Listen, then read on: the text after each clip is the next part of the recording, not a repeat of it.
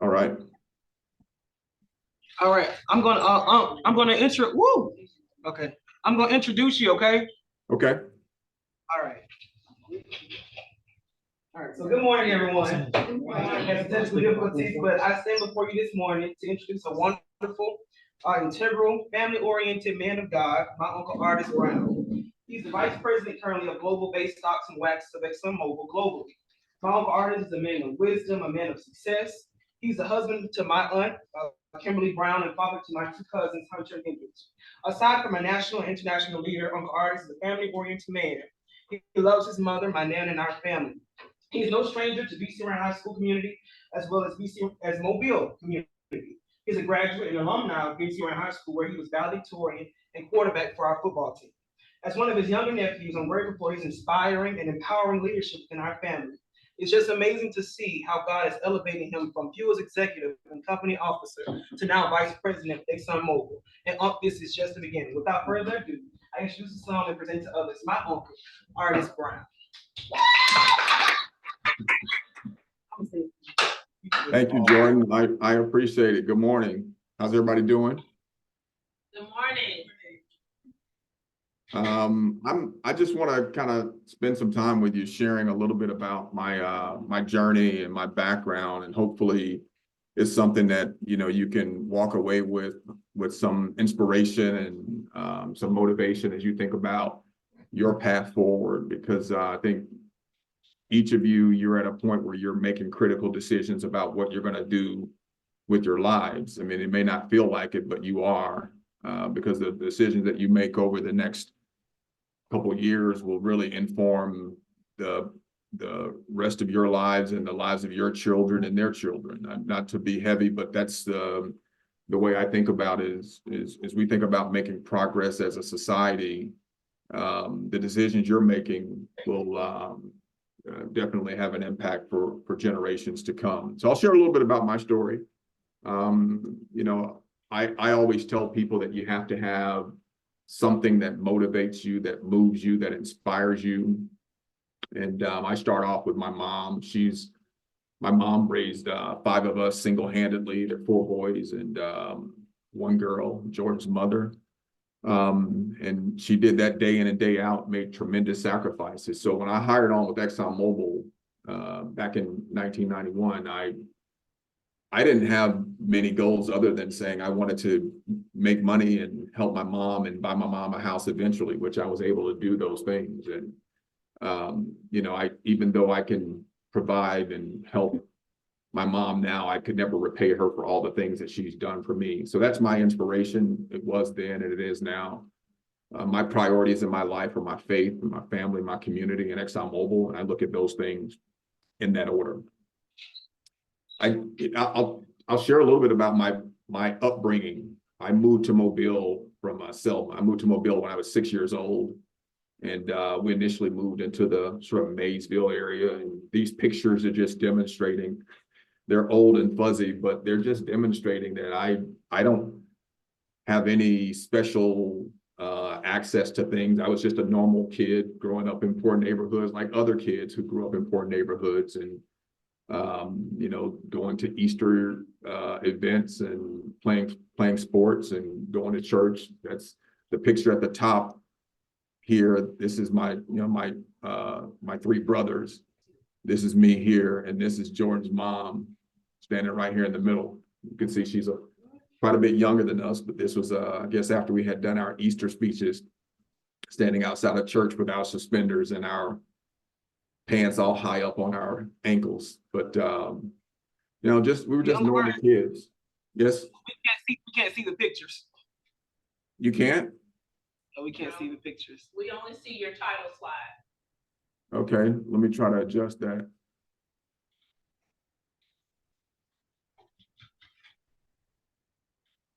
Let me try this again.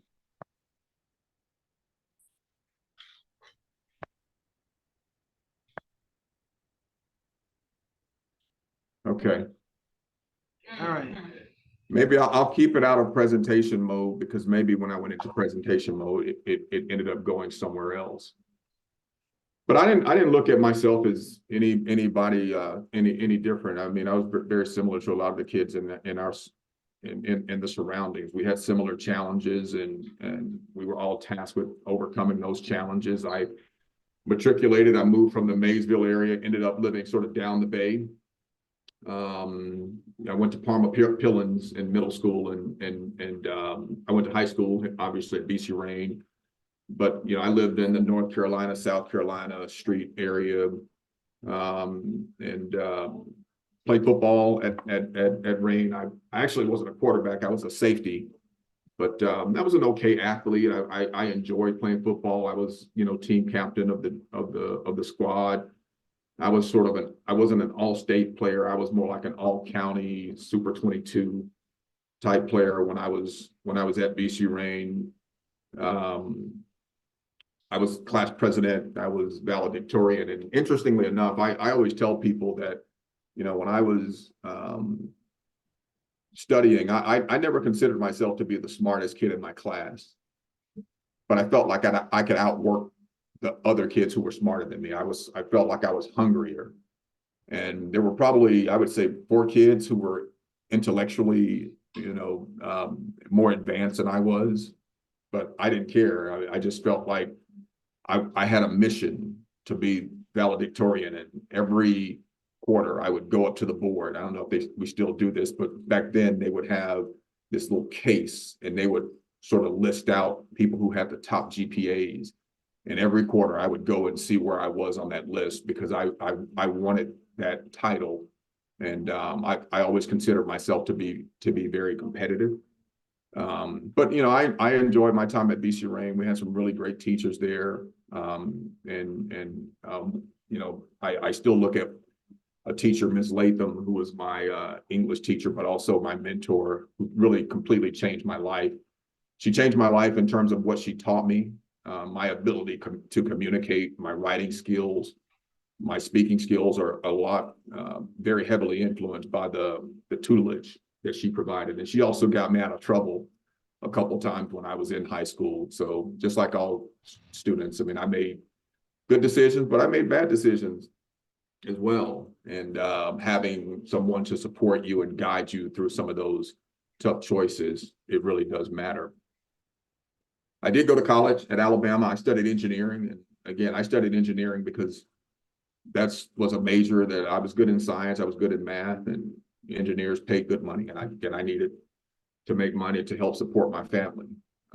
So I did that, and was involved in a whole lot of activities. I graduated with a degree in civil engineering and a really good GPA, so I didn't have any issues getting jobs. I was involved in a lot of activities, American Society of Civil Engineers. I was the president of the National Society of Black Engineers, and I pledged Omega Psi Phi Fraternity Incorporated when I was at Alabama.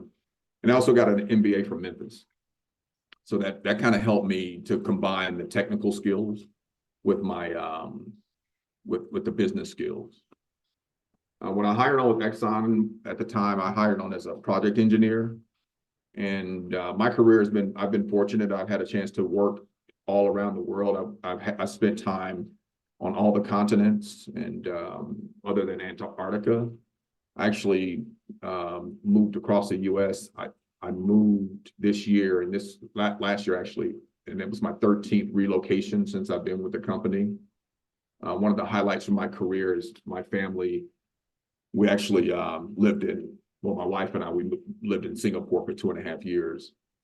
And my oldest son, he was born there. So that was a really neat experience culturally, because you really got a chance to see and live and work in a culture that's completely different than what you see in the US. And a lot of times, if you don't know, but the reality, the US is very different than most places around the world in terms of how advanced it is, and a lot of other elements. And me living and working in Asia gave me an opportunity to do that. And again, the reason I'm going to share some of this perspective with you is because I want you to know that whatever your background is, it doesn't matter. These things that I've achieved, you guys can do a lot more. And frankly, my path was college. Your path may be college. I always recommend that if you can make that work. whether that's trade school, whether that's you're an entrepreneur, whatever it is. I think it's about having a plan and being hungry and having a vision. I'm sharing with you my journey, but I'm also wanting to encourage you, because as I share some of these things, hopefully you'll say, wow, that is pretty interesting. And you'll be encouraged to believe you can do the exact same thing or something even beyond that. In my career, I've had a lot of different jobs. Again, in engineering, I've had sales jobs, I've had supply chain jobs, I've worked in refineries, I've worked in corporate for quite a bit. But my job is, like I said, taking me around the world, and I've gotten to do some neat things. I won't call it all these things, but I negotiated a sponsorship deal with the National Basketball Association, and I was the only person on that. So I had it was a really innovative idea that I brought to the corporation and actually closed. So I got a chance to meet people like Anthony Davis and some of these events. I attended this NASCAR race where the team that we sponsored won the championship. So that was a very interesting experience here in the White House, which was really when President Obama was in the White House. It was a really great experience. And, like I said, living and working in Asia, getting a chance to experience and different cultures and different food. People have different ways of thinking. It was a really neat experience. And over here I've been involved in 4 different commercial campaigns for the corporation, where I was a part of commercials on behalf of the corporation, which was a really, really interesting experience. I would say that, you work hard, you play hard. These are just some photos that different things that I've done. One of the things I'll tell you is that being smart with your money is important. You can make a lot of money, but you can spend a lot of money as well. And I've tried to really employ a strategy where my first goal was to make sure I had no debt. And then, I was really beginning to focus on investing and thinking about how I wanted my money to grow. Because a lot of people, they don't really have a plan and they think it's too early to start investing. But I'm telling you, you start investing now, you'd be amazed at what $10 can become in 30 years at a 5% growth rate. So I always encourage people to be very thoughtful about that financial strategy. And it has afforded me an opportunity to do some of the neat things that you see before you. Again, I'm just a humble kid raised by a single mom from the hood in Mobile, Alabama. And I thank God every day for the opportunities that he's afforded me. So I'm not here to brag about the things that I've done. What I hope I'm doing is opening some thoughts and ideas for you in terms of what you can achieve. And again, I think it'll be better than what I've ever done. Here, I got a chance to visit the pyramids in Egypt, which was a fantastic experience. And this picture here, I had no idea how to surf, but I learned to surf in Indonesia. Here we're in Japan. That was a great experience as well. And here we're in Cambodia. So just really rich opportunities for us as a family in terms of things that we've been able to do. And like I said, hard work pays off for sure. And I think God has favored me. And that's why it's also important to give back. Hopefully you guys are engaged in community service. I don't care who you are. I don't care how much money you have. It's important to give back. And if you don't have money, you can give time. These are just some of the organizations that I try to support and I have supported throughout my life and throughout my career in different ways. So I think it's one thing to always receive, but you all have a lot to give. So I think making sure that you're spending time thinking about how can I help my community, how can I help other people is really important as well. So I think, if I were to give you some advice on what can you do as you're thinking about your next step, be very thoughtful.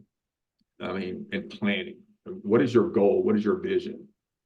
I don't know how many of you work out, but if you work out by yourself, you might tell yourself you can do 10 reps.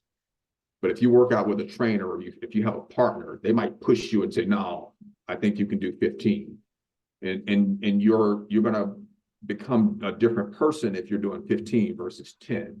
And it's the same thing with planning your career. In your isolated view, you're going to plan something, but somebody else may have a different view where they can help you to come up with a different answer, a better answer.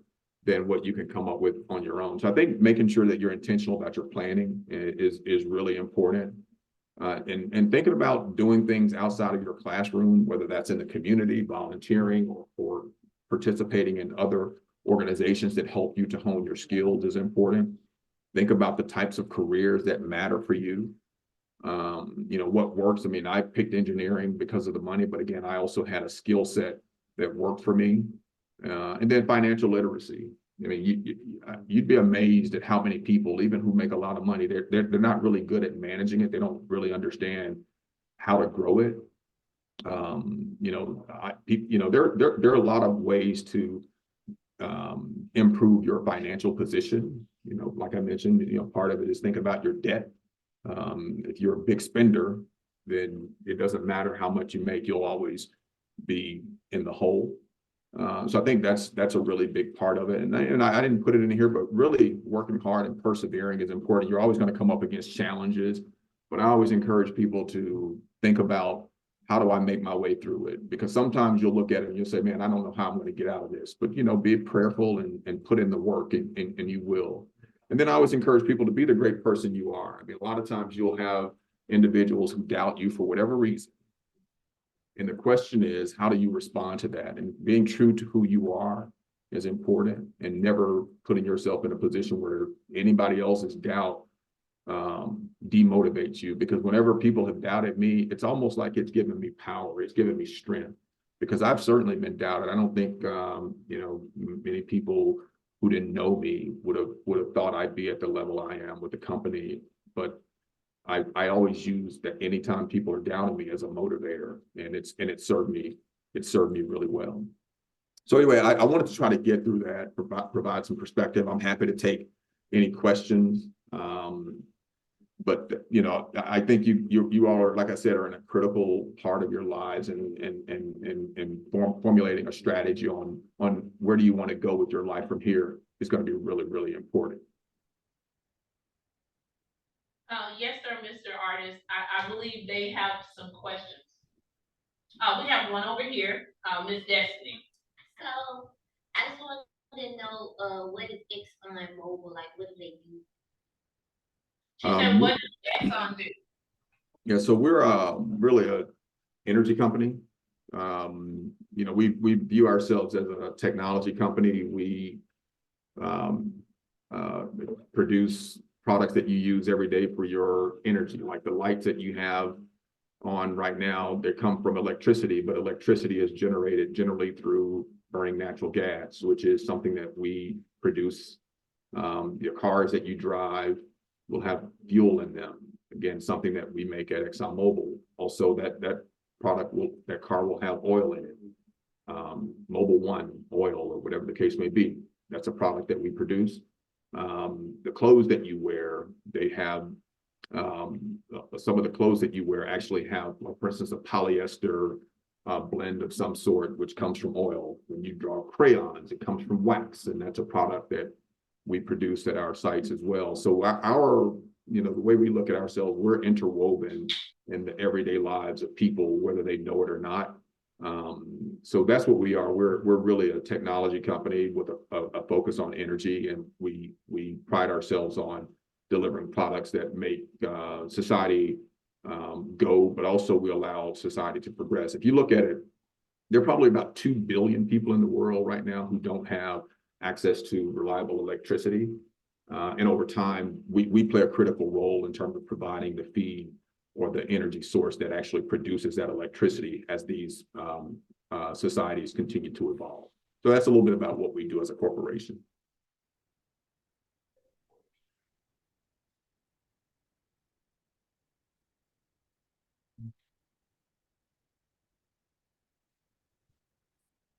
If y'all don't ask me questions, I might have to start asking you questions. No, Uncle Artis. What's happening is this. Our internet connection is unstable. Okay. So you've been going out and in the entire presentation, but the great thing is, no, so don't worry about it. Zoom is getting everything from your end. And so because we're recording this, we can make this available for them in their Schoology page, and they can go back and play the recording. So don't feel bad. because of our internet connection, but you're doing great. I want to go ahead and say thank you for doing this. And also, I'm glad that you are a fellow alumni, because I'm also an alumni for the University of Memphis. So I wanted to put that plug in there. I saw that you went to the University of Memphis as grad. I went as undergrad. Okay. So yeah. Go Tigers. So I want to put that plug in there. But thank you. Yes. But I grew up in Memphis. I was born and raised there. So yeah, but I've been a lot of places as well. But thank you for doing this for them and giving them a platform that they can ask questions about different aspects of their lives and maybe hear your wisdom and your perspective on those questions. Yes, All right, so absolutely. we have another question over here, Mr. Artis. Okay. What did you have to do to become vice president of the company? So the way this works is you generally come in at the bottom of the company, and what you're really trying to do is show people as you continue to move through the company that you can move up. So really, it's years and years of just continuing to demonstrate that I understand what's being asked of me. I can deliver the results at a very high level. People see me as a person with good leadership skills. I understand not only how to do things as an individual, but how to bring a team together to achieve the objectives. In order to get to this point, you have to be resilient, because again, certain things are going to happen that may not work in your favor, and you have to ask yourself, how do I recover from that? How do I keep going forward? But the main thing for me that I look at, that I feel has been beneficial to me, is I always ask myself, how do I define success in every role? And I want to make sure that I'm clear on what I'm trying to achieve. In every job, you have objectives. And my goal has been, hey, I want to do that job better than anybody else, so that when the company looks at me, they say, wow, this guy, he's special. So I feel like the background that I had from, when I look at what you do in high school and in college, all those things begin to prepare you for the next journey. But me working hard and making my way through every single job and trying to do that at the highest level possible, I think paved the way for me to be where I am right now.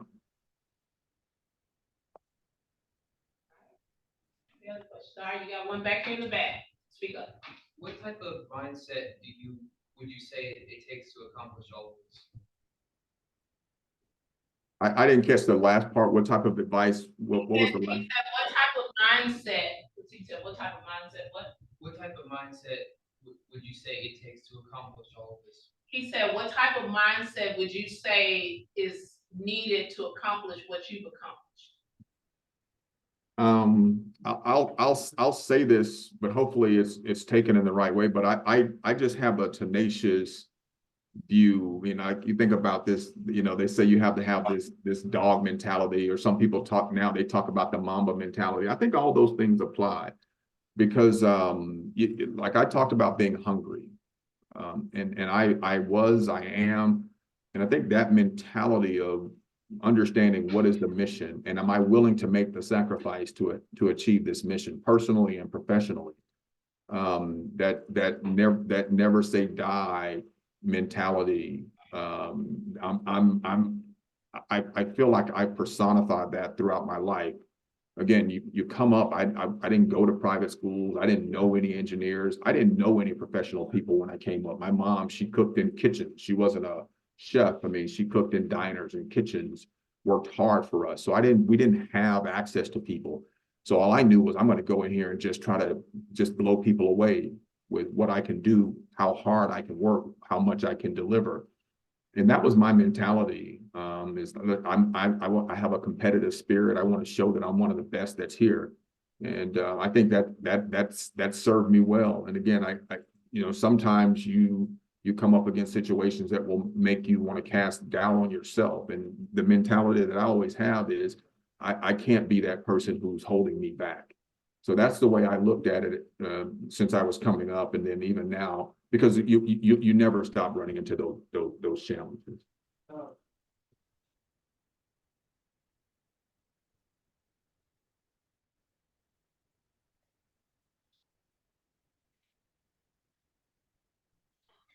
I have a question, Mr. Artis. How do the kids deal with adversity? Because it's coming. On the job or as they are trying to pursue their goals, what would you say would be the best way to handle adversity, but yet move forward in a positive way? Yeah. So one of the things that's really important is the network of people that you have. So, you know, a lot of times you associate with people who are probably not here to elevate. So their goal may not be really the same as yours.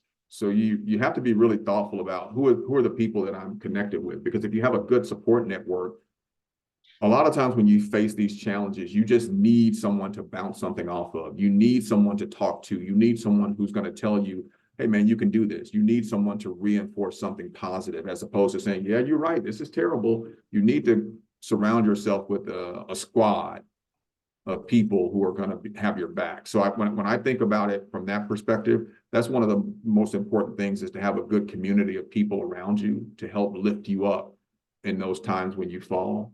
And then the other thing that I would tell you is, you know, you'll come across things and you're going to feel like it's the end of the world.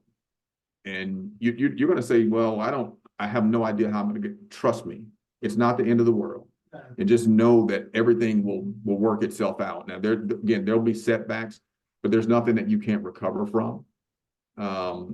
So just know that in the moment, it may seem like it's insurmountable, but don't put it on this pedestal where it's something that can defeat you. You have to always believe that I can recover.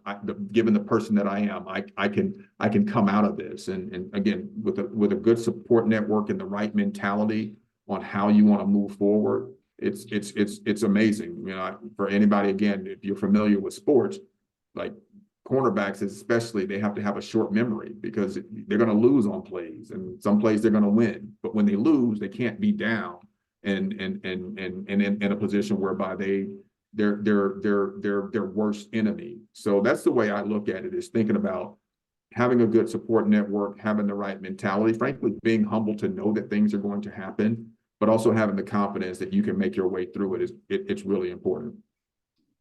Uncle Artis, well said, well said. But yes, and well said.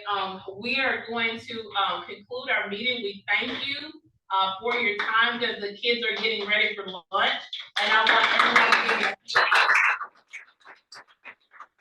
Well, it was great to see everybody. All the best. Hopefully I'll get a chance to see you on campus. Oh yes, are you coming to Jordan's graduation? I think I am. I'm trying to work through my schedule. I'm all over the place traveling. I earlier this year, I was out of the country for 3 weeks straight. So I'm working on my calendar now. Well, I'm sure if you can work that in, I'm sure your nephew would appreciate it, and the kids would appreciate meeting you on May 10th, because they graduate first thing in the morning. It's 9 o'clock in the morning. They're the first class of Mobile County Public Schools class of 2024. So Congratulations. Yeah, it's gonna be a special event. Yes. Congratulations. Yes. Well, Uncle Artis, thank you so much for your time, and you have a wonderful, wonderful rest of your day. Same to y'all. Take care. All righty. Bye-bye. Bye-bye.